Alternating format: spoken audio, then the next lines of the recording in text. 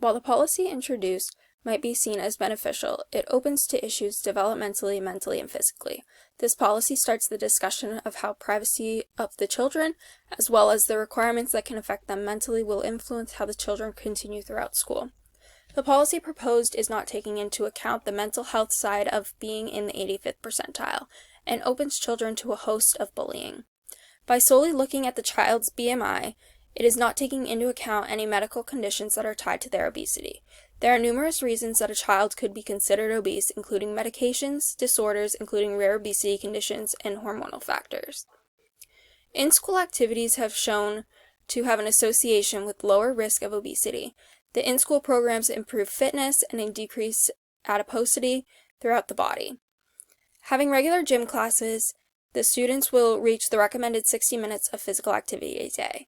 In-school activity has a positive association with lowering the risk of high BMI and obesity, and introducing more gym classes offered for all students, there would be a decline in students in that 85th percentile.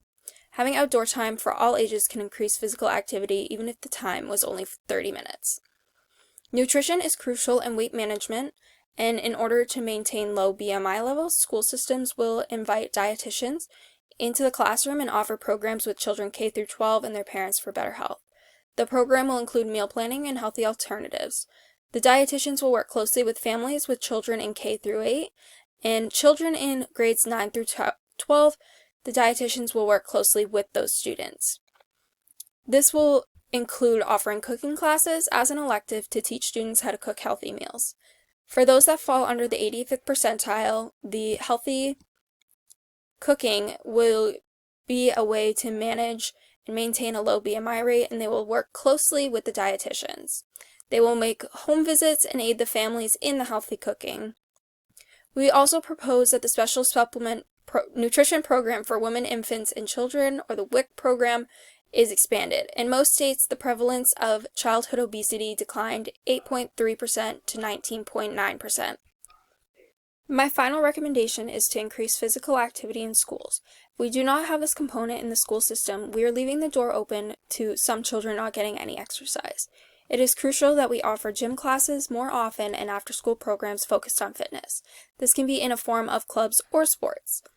There is an association with exercise and mental health as well, so if the children are exercising more, it is more likely that they will be able to focus better and have a better mood. Next steps would be making gym class mandatory all years of schooling. The nutrition program is inviting registered dietitians, will remove the need for referral, and they will follow with everyone in the 85th percentile.